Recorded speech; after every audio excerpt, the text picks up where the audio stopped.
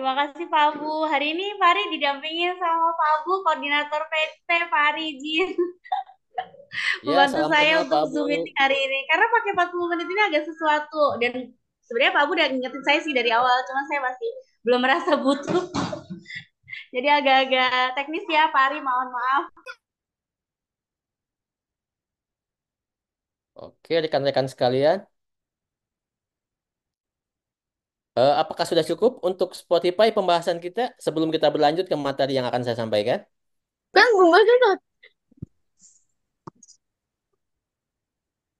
Mbak Laras, boleh dibantu untuk audionya.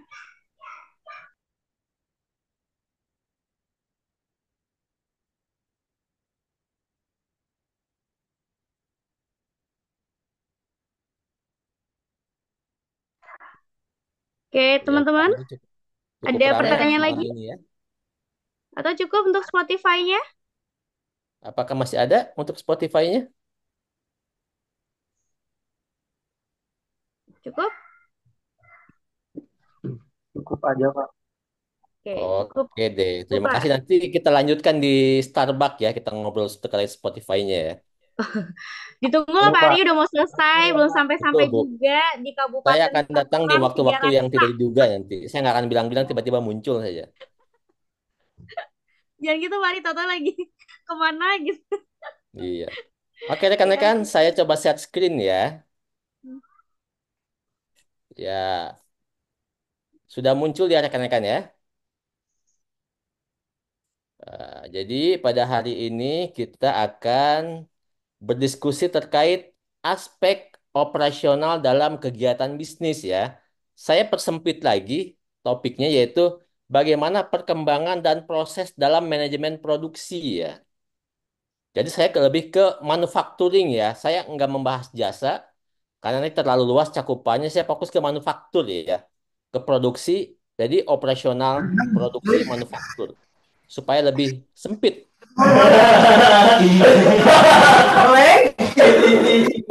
kali audionya, mohon. Mas Aldi mungkin audionya Mas. Oke. Terkait manufaktur ya, negara kita nggak ketinggalan ya. Justru negara kita salah satu negara yang unggul dalam manufaktur ya. Contohnya yang saya ambil itu kayak Pindad dan PT PAL. Ada yang tahu PT Pindad dan PT PAL, teman-teman? Pindad itu PT itu ya, Pak. Eh, Kayak memproduksi alat-alat untuk militer ya, Pak. Ya, alutsista ya, alat utama sistem Alutsista ya. pertahanan seperti senjata ya. Tuh Hmm. sekali. Nah, kalau PT PAL, ada yang pernah dengar?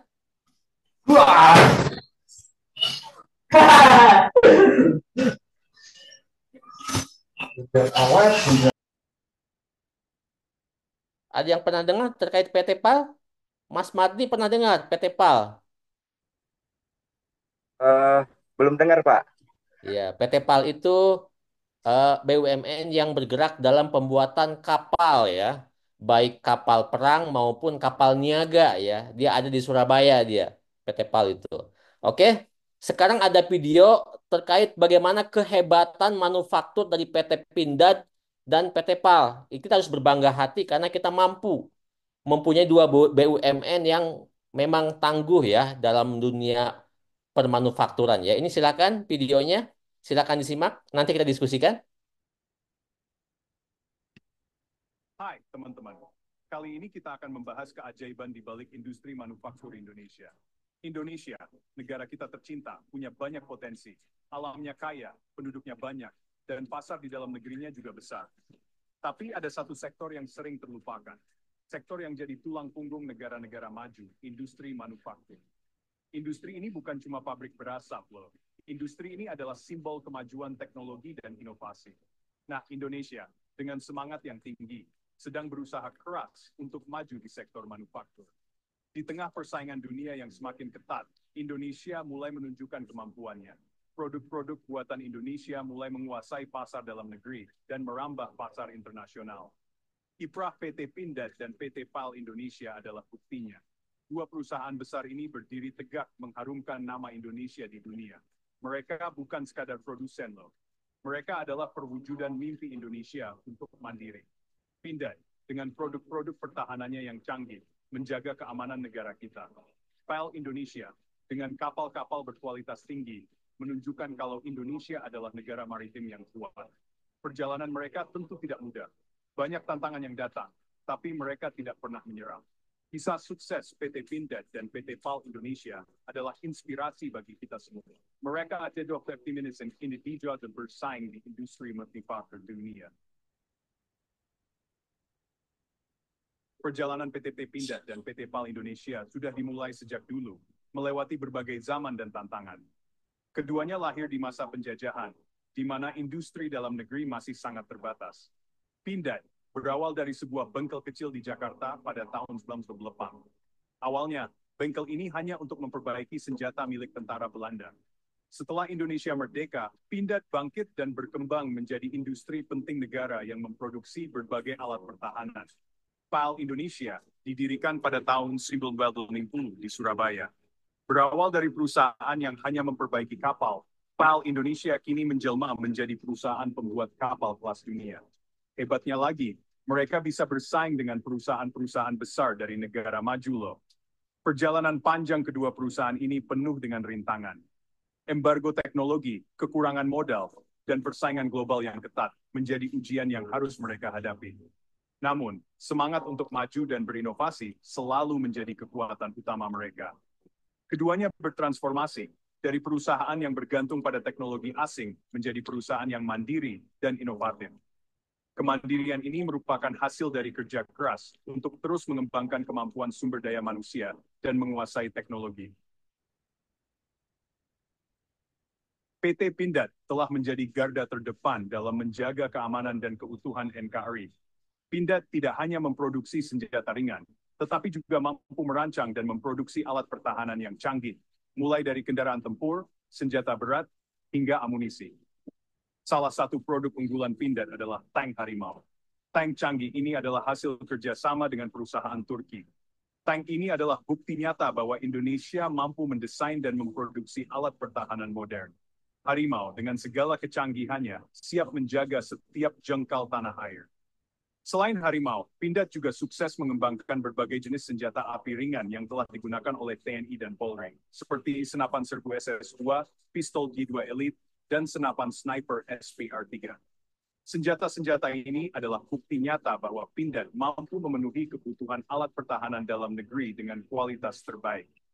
Keberhasilan Pindad tidak hanya di dalam negeri loh. Produk-produk Pindad telah menembus pasar internasional. Negara-negara di Asia, Afrika, dan Amerika Latin telah menjadi pengguna setia produk-produk unggulan Pindad.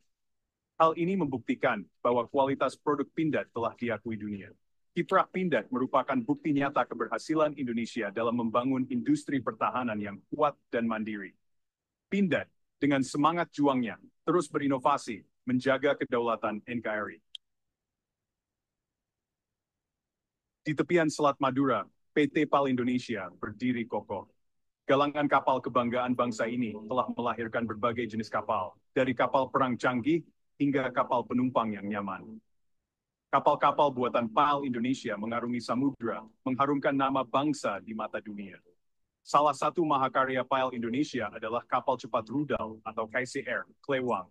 Kapal perang siluman ini, dengan desainnya yang futuristik dan kecepatannya yang luar biasa, merupakan bukti nyata kehebatan teknologi maritim Indonesia. KCR Klewang, seperti burung Garuda yang gagah perkasa, siap menjaga lautan Indonesia dari setiap ancaman. Tidak hanya kapal perang, PAL Indonesia juga sukses memproduksi kapal penumpang dan kapal niaga. Kapal-kapal feri buatan PAL Indonesia telah menghubungkan pulau-pulau di seluruh Indonesia, memperlancar arus barang dan manusia. Keunggulan PAL Indonesia telah diakui dunia internasional. Berbagai negara telah memesan kapal buatan PAL Indonesia, mulai dari negara-negara di Asia Tenggara hingga Amerika Selatan. Kepercayaan ini merupakan bukti nyata bahwa kualitas kapal buatan PAL Indonesia tidak kalah dengan negara-negara maju. PAL Indonesia, dengan semangat bahari yang tinggi, terus berlayar menuju masa depan. Berinovasi dan mengembangkan teknologi, PAL Indonesia siap menjadi pemain utama di industri maritim dunia. mengharumkan nama Indonesia di kancah global. Keberadaan PT Pindad dan PT PAL Indonesia tidak hanya mengharumkan nama bangsa di dunia internasional, tetapi juga memberikan dampak ekonomi yang besar bagi Indonesia. Kedua perusahaan ini telah menjadi motor penggerak perekonomian nasional, menciptakan lapangan pekerjaan, dan meningkatkan kesejahteraan masyarakat. Ribuan tenaga kerja terampil diserap oleh Pindad dan PAL Indonesia. Hal ini secara langsung mengurangi angka pengangguran dan meningkatkan taraf hidup masyarakat sekitar. Tidak hanya itu, kedua perusahaan ini juga mendorong pertumbuhan industri pendukung di sekitarnya. Keberadaan Pindad dan PAL Indonesia mendorong tumbuhnya industri komponen dan bahan baku dalam negeri. Hal ini menciptakan efek domino yang positif bagi perekonomian nasional. Investasi di bidang riset dan pengembangan teknologi yang dilakukan oleh kedua perusahaan ini juga memberikan kontribusi besar bagi kemajuan ilmu pengetahuan dan teknologi di Indonesia. Keberhasilan Pindad dan PAL Indonesia membuktikan bahwa industri manufaktur memiliki peran yang sangat penting dalam mendorong pertumbuhan ekonomi nasional. Investasi di sektor manufaktur, khususnya industri strategis seperti pertahanan dan maritim, merupakan langkah yang tepat untuk mewujudkan Indonesia yang mandiri dan sejahtera. Industri manufaktur Indonesia saat ini berada di persimpangan jalan.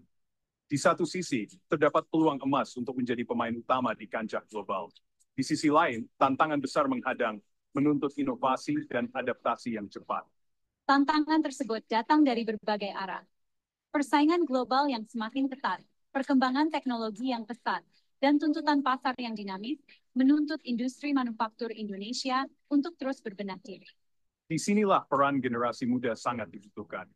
Generasi muda dengan semangat dan kreativitasnya diharapkan mampu menjadi motor penggerak kemajuan industri manufaktur Indonesia. Penguasaan teknologi, kemampuan berinovasi, dan jiwa entrepreneurship menjadi kunci sukses untuk bersaing di era industri 4.0. Pemerintah dan stakeholder terkait harus bersinergi untuk menciptakan iklim yang kondusif bagi perkembangan industri manufaktur. Dukungan kebijakan, penyediaan infrastruktur yang memadai, dan peningkatan kualitas sumber daya manusia menjadi prioritas utama. Kisah sukses PT Pindad dan PT PAL Indonesia harus menjadi inspirasi bagi generasi muda untuk tidak ragu terjun ke industri manufaktur. Mari bersama-sama kita wujudkan mimpi Indonesia menjadi negara maju dengan industri manufaktur yang tangguh dan berdaya saing global. Oke, rekan-rekan, saya stop dulu. Gimana? Mas Rizky, Anda bangga nggak dengan Pindad dan PT PAL? Sangat bangga Pak saya Pak, karena itu Kenapa bangga? merupakan perusahaan dalam negeri juga ya Pak. Jadi eh, jadi perusahaan dalam negeri itu bisa bersaing dengan eh, apa Pak, perusahaan yang di luar negeri lah Pak. Kualitasnya juga bisa bersaing juga gitu Pak. Itu karena ya Kamu tertarik saya nggak nanti kalau udah lulus mau terjun ke industri manufaktur? Tertarik nggak? mungkin untuk saat ini belum terlintas ya Pak. Mm-mm. Ah, Seperti saya kan terjun ke dunia pertambangan kan, manufaktur juga kan. Mungkin Anda mm, tertarik nggak sebagai akuntan di industri manufaktur, misalnya jadi akuntan di industri apa, mobil misalnya. Tertarik nggak kira-kira nanti? tertarik sih Pak. Mm. Mm-mm. Oke, thank you Mas Rizky ya. Ya Pak, sama-sama. Oke, saya lanjutkan teman-teman. Nah, tadi ini ya. Bentar.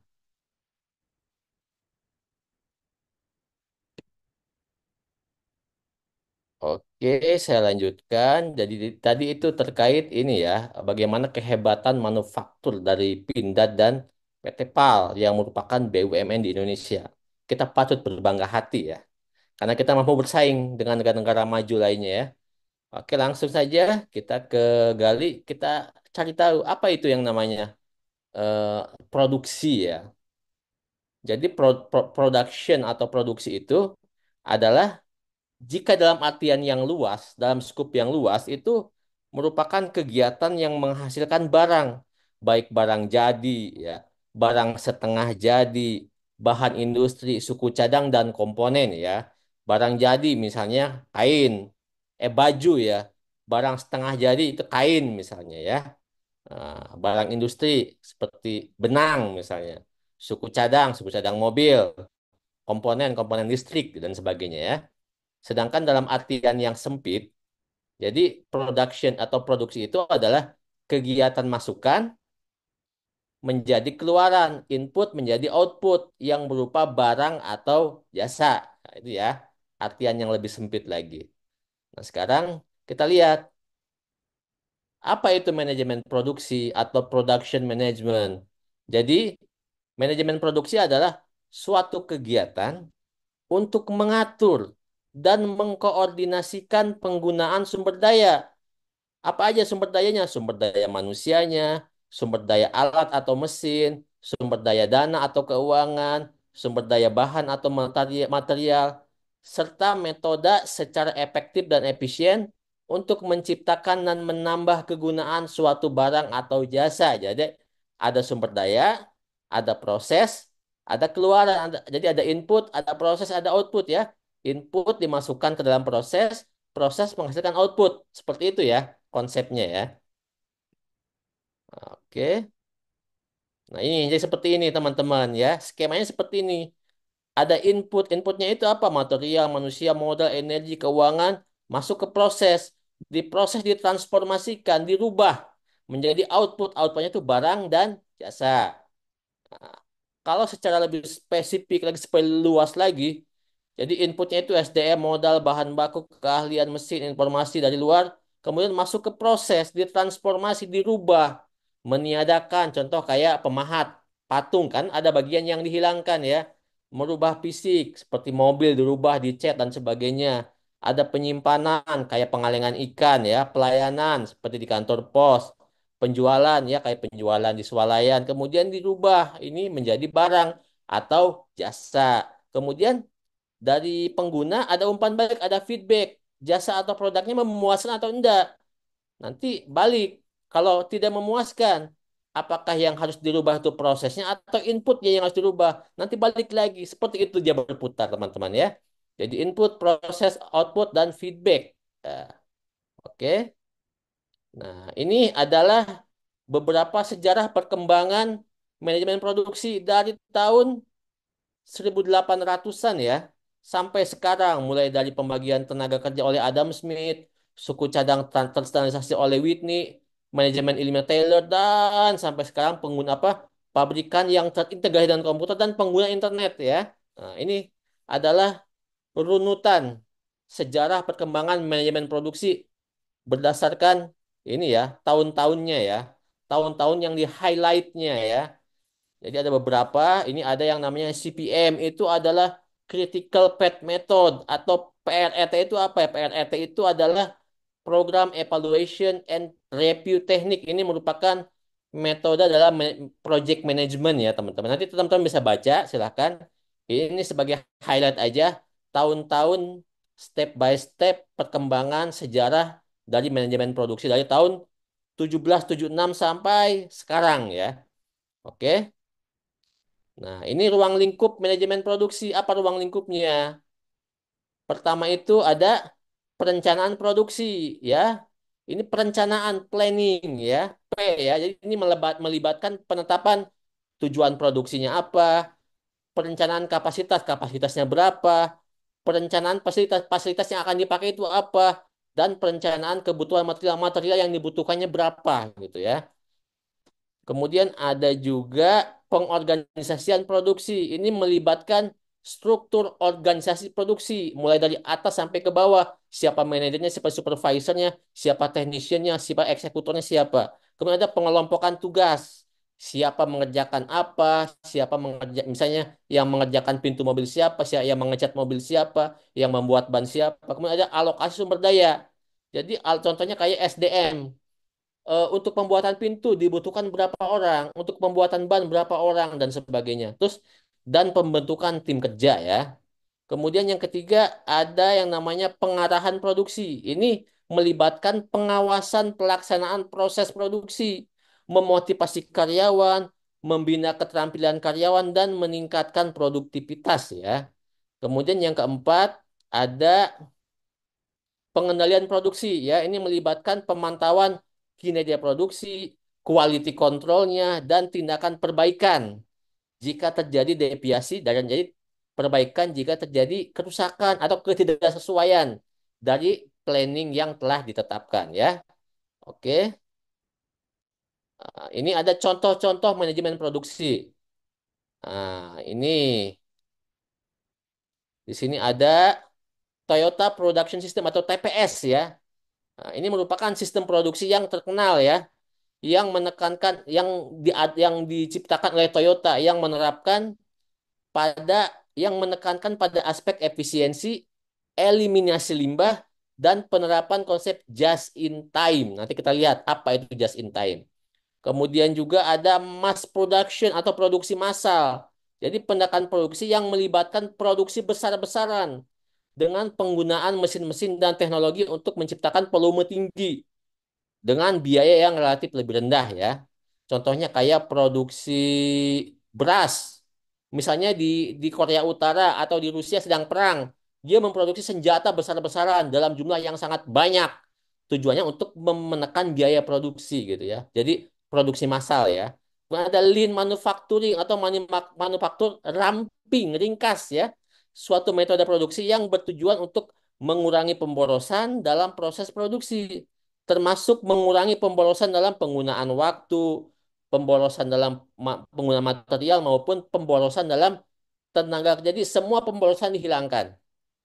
Yang kemudian ada yang namanya custom manufacturing, pendekatan produksi yang fokus pada kebutuhan spesifik pelanggan ya dan menghasilkan produk yang disesuaikan dengan keinginan dan persyaratan individu. Jadi ini sangat personal.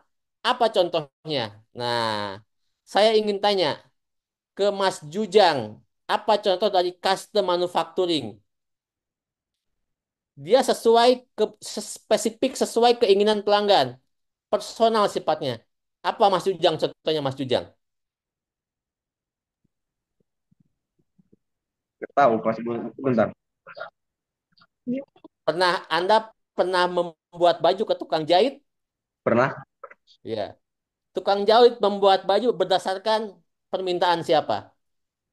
permintaan pelanggannya. Ukurannya, modelnya, itu siapa yang menentukan? Yang mau membuatnya Iya, betul. Jadi, pelanggannya. custom manufacturing contohnya adalah penjahit. Ketika Mas Oh, Jujang mau bikin baju, kan Mas Jujang kan saya pengen bajunya seperti ini warnanya, ya, ukurannya seperti ini, model kantongnya seperti ini, model lengannya seperti ini. Kemudian corak, nah itu kan seperti itu ya Mas Jujang ya betul ya? ya betul. Ya, itu contoh dari custom manufacturing. Jadi produksi yang fokus pada kebutuhan spesifik pelanggan, kebutuhannya spesifik, khusus, personal. Jadi produk yang dihasilkan disesuaikan dengan keinginan si pelanggan. Ya, itu Mas Ujang ya.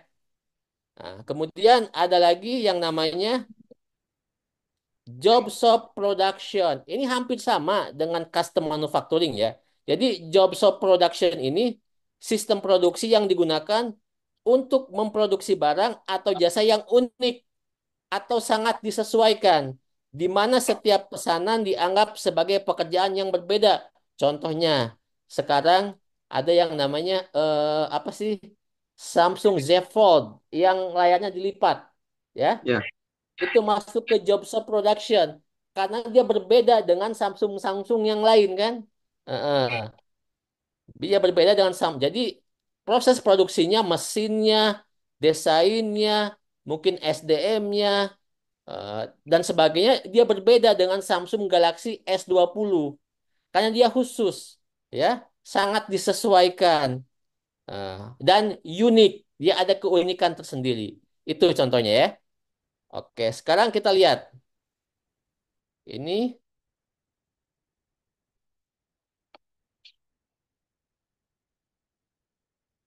ini kita skip aja ya. Saya cek dulu. di dunia dengan produk-produk otomotif yang berkualitas. Ini penerapan sistem Toyota Manufacturing System ya, yang terkenal dengan just in time dari Toyota. Kita lihat kehebatan Toyota ya. Toyota merupakan sebuah merek otomotif terkenal di dunia dengan produk-produk otomotif yang berkualitas tinggi. Dalam melakukan produksinya, Toyota menggunakan sistem produksi yang dikenal dengan sebutan Sistem Produksi Toyota, atau dalam bahasa Inggris disebut dengan Toyota Production System, yang disingkat dengan TPS. Sistem produksi ini untuk memberikan kualitas terbaik, biaya terendah, dan jangka waktu produksi terpendek melalui penghapusan pemborosan-pemborosan atau waste yang terjadi pada saat produksi. Saat ini, banyak perusahaan manufacturing yang mempelajari dan menerapkan sistem produksi Toyota ini dalam menjalankan produksi dan operasional perusahaannya, serta konsep ini pada dasarnya merupakan bagian dari sistem produksi Toyota. Untuk mencapai tujuan tersebut, perusahaan berupaya untuk meningkatkan taraf kehidupan melalui usaha yang berkelanjutan untuk menghasilkan laba, sekaligus memberikan kontribusi kepada masyarakat. Oleh karena itu, diperlukan usaha untuk menurunkan cost atau dikenal dengan cost reduction. Seberapa penting cost reduction itu? Adanya persaingan yang ketat di industri otomotif, seperti untuk memperoleh laba yang sangat sulit. Tujuan dari cost reduction ini secara keseluruhan adalah untuk meningkatkan laba perusahaan. Sedangkan pada proses logistik, yaitu sebagai daya saing harga, jasa logistik, dan transportasi arus barang di pasar, serta menjadi pemimpin pasar. Kesuksesannya sekarang pantas dibanggakan dan dirayakan oleh Toyota, karena merupakan hasil kerja berpuluh-puluh tahun dari hanya produsen lokal menjadi perusahaan otomotif terbesar di dunia. Menggambarkan kesuksesan Toyota di tataran dunia tidak jauh beda dengan gambaran kisah sukses Kijang yang merebut dan kemudian mendominasi pasar otomotif di Indonesia. Padahal, kelahirannya di tahun 1930-an justru karena keterpurukannya yang dialami keluarga pendirinya. Kunci dari keberhasilan perusahaan ini yang mengubah keterpurukannya menjadi sukses besar adalah Toyota Production System itu sendiri. Suatu sistem produksi yang dapat dikatakan terbaik karena memiliki efisiensi yang luar biasa. Karena TPS ini merupakan cara berpikir Toyota untuk membuat mobil dengan kualitas yang lebih baik, harga yang terjangkau, dan yang paling penting adalah filosofinya, yaitu pada dasarnya TPS adalah kepuasan pelanggan, kualitas yang bagus, serta tidak adanya pemborosan saat produksi. Di sini, Toyota memberikan kita pelajaran berharga bagaimana Toyota menerapkan TPS. Dengan sistem cost reduction, akan tercipta harga pasar yang mampu bersaing sekaligus menaikkan laba perusahaan. Inti dari TPS adalah menghilangkan segala pemborosan di semua aspek yang berkaitan dengan aliran produk dari pemasok sampai ke pelanggan. Dari cara berpikir inilah tercipta berbagai inovasi sederhana dari lantai produksi untuk meningkatkan produktivitas. Dan inovasi-inovasi inilah yang membedakan TPS dengan sistem produksi lain. Inovasi-inovasi itu diantaranya adalah Kaizen atau perbaikan secara berkesinambungan sebagai pembelajaran dan peningkatan organisasi. Nah, kira-kira inspirasi apa lagi yang bisa kita ambil? Tulis di kolom komentar ya. Oke, itu rekan-rekan ya. Jadi Toyota Production System atau TPS ya. Mengapa Toyota ini dia harganya murah, terjangkau, tapi kualitasnya tinggi? Karena dia menghilangkan semua pemborosan, menghilangkan hal-hal yang nggak diperlukan, pemborosan waktu, material, dan sebagainya. Pokoknya dia membuat sistem yang namanya itu just in time gitu. Jadi dia memproduksi sesuai dengan pesanan saja, tidak berlebihan, tidak kurang, tidak lebih ya. Jadi secara garis besar seperti inilah ya, yang namanya Toyota Production System. Jadi ini ada cost reduction, jadi pengurangan biaya, menghilangkan biaya-biaya yang nggak perlu, menghilangkan pemborosan ya, dan meningkatkan capital turnover ratio. Ini bisa teman-teman ini ya pelajari ya, terkait capital turnover ratio ya. Jadi dia menghilangkan eliminate of waste, menghilangkan pemborosan, menghilangkan limbah sama sekali. Kemudian continuous flow of production. Jadi aliran produksi yang terus berkelanjutan. Just in time production ini jadi memproduksi sesuai dengan pesanan saja. Kalau yang dipesan 5 ya produknya ya cuma 5 saja gitu ya. Ada production method, ada information system, ada Heijunka ya, ada yang namanya Kanban ya. Nanti teman-teman bisa pelajari. Kemudian Jidoka atau automation, control by teamwork dan automatic stop device. Jadi ketika Toyota memproduksi mobil ada cacat, ada sesuatu yang salah, otomatis mesin akan otomatis berhenti dia. Akan berhenti secara otomatis. Ini ya. secara garis besar Toyota Production System ya, nanti bisa dipelajari. Nah, ini jadi just in time itu adalah produksi berdasarkan apa yang dibutuhkan saja, kapan dibutuhkan dan berapa banyak jumlah yang dibutuhkan. Ketika kita ada pesanan 10 mobil ya cuma 10 mobil. Setelah 10 mobil itu keluar dari pabrik langsung diterima oleh pelanggan. Tidak lagi ada mobil yang dipajang, didistribusikan ke dia, nggak ada. Jadi setelah diproduksi langsung sampai ke tangan pelanggan. Tidak perlu lagi penyimpanan di gudang, tidak ada perlu lagi biaya simpan. Jadi mencegah biaya kerusakan, biaya simpan, biaya kehilangan dan sebagainya. Oke? Itu yang just in time ya. Nah, ini elemen just in time itu ada pengurangan waktu setup, aliran produksinya lancar, tidak ada terhambat, produksi tanpa kerusakan mesin, penjadwalan produksi yang stabil dan terkendali, peranan dan support operator produksi ya harus handal, hubungan yang harmonis dengan pemasok. Jadi pemasok itu betul-betul di-maintain. Anda harus mengirimkan bahan baku tanggal sekian, jam sekian, sekian jumlahnya. Sudah diikat komitmennya. Kemudian produksi tanpa cacat, zero defect ya. Kemudian sistem Kanban. Nanti kita tersendiri ya karena ini contoh dari sistem Kanban ya, semacam papan yang berisi kertas-kertas ya untuk ditempel ya. Proyeknya apa aja, yang dalam progres apa aja, yang dalam review itu apa aja, tinggal ditempel di kertas itu ya. Kemudian yang pekerjaan mana yang komplit. Ini contoh dari Kanban board atau papan Kanban ya. Oke, ini kita skip saja karena video. Oke, ini juga teman-teman bisa baca ini terkait pengambilan keputusan dalam manajemen produksi ya. Ini ini step-stepnya, step apa area utama dalam pengambilan keputusan dalam manajemen produksi. Nah, ini step-stepnya, step-step pengambilan keputusan dalam manajemen produksi. Teman-teman bisa baca. Nah, ini jenis-jenisnya, jenis-jenis keputusan dalam manajemen produksi ya. Ada strategis, ada keputusan taktis, dan ada keputusan operasional. Nah, ini teman-teman bisa baca, nanti saya sertakan keterangannya. Nah, ini proses pengambilan keputusannya. Ya, oke. Nanti teman-teman bisa baca sendiri. Nanti saya sertakan juga keterangannya. Nah, ini juga study case aja. Ini study case aja. Kenapa? Apa namanya? Investor memilih Vietnam untuk membangun pabrik dibandingkan Indonesia. Kenapa? Kayak eh, pabrik-pabrik motor, mobil lebih memilih membangun pabrik di Vietnam dibandingkan Indonesia ya. Ini videonya nanti teman-teman bisa buka. Ini juga justifikasi mengapa mereka lebih memilih di Vietnam dibandingkan Indonesia ya. Ini ada beberapa. Teman-teman bisa baca nanti karena waktu kita terbatas ya. Ini perhitungannya secara tematis ya. Perhitungan berdasarkan the factor rating method ya. Teman-teman ini ada contoh hitungannya.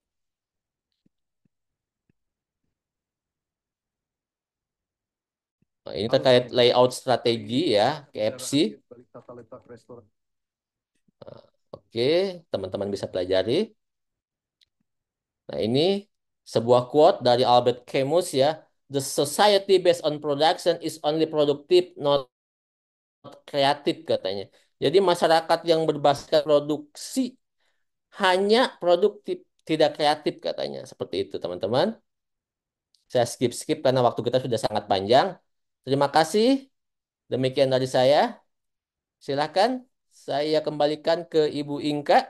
Monggo Ibu, waktu kita sudah sangat panjang ya. Oke, berarti ini nggak ada sesi ya Pak ya? Kita sudahi. Enggak kok, sebentar Bu. Ini oke. Ya Oke. tadi saya pikir mau ada lanjutan, tadi Pak Abu mengingatkan saya waktunya nggak sebentar lagi gitu ya. Jadi saya tambahin link Zoom lagi Iya. gitu. Bisa, Zoom mungkin yang bisa baru ditambah Bu. di Ntar saya ini jadi di grup. Tapi kalau memang sudah terlalu panjang karena memang sesi pari hanya 1 jam ya. mm, Kalau misalnya sudah over terus pari mau cukupkan Nggak ada masalah. Saya ada share terkait link absensi sama link materinya ya teman-teman. Absensi silakan diisi, Ya. link materi silakan di-download dan dipelajari. Di sana ada banyak sekali materi yang teman-teman bisa pelajari. Karena khusus untuk manajemen produksi ini memang butuh 1 semester secara khusus, Bu. Nggak cukup Ya. cuma satu pertemuan kalau untuk manajemen produksi ini. Karena ada just in time, ada quality control, ada manajemen persediaan dan sebagainya. Ini memang perlu 1 semester gitu, beberapa pertemuan untuk manajemen produksi ini. Silakan teman-teman, saya ada share untuk link absensi dan link materinya.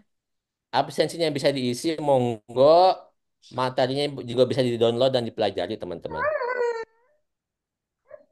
Waktu kita sudah 1,5 jam ya, lebih ya.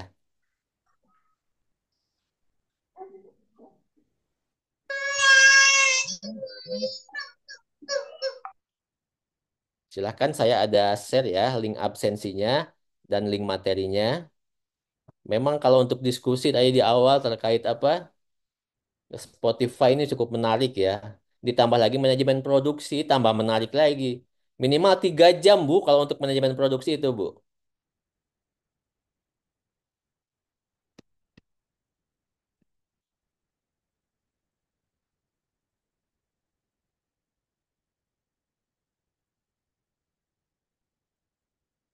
Waktunya ini tinggal tinggal 1 menit, tinggal 2 menit ini. Apa mau dibukakan Zoom yang baru Bu?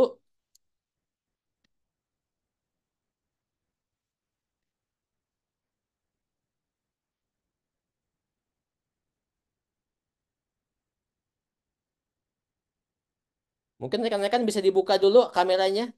Takutnya tiba-tiba mati. Silakan dibukakan semua kameranya. Silakan Najmi, Diki,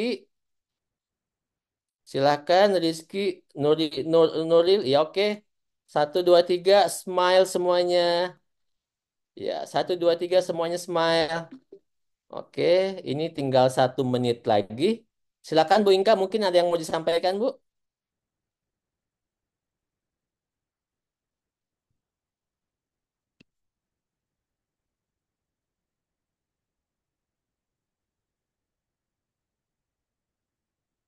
Oke, silakan rekan-rekan. Ibu Inka belum ini ya live ya.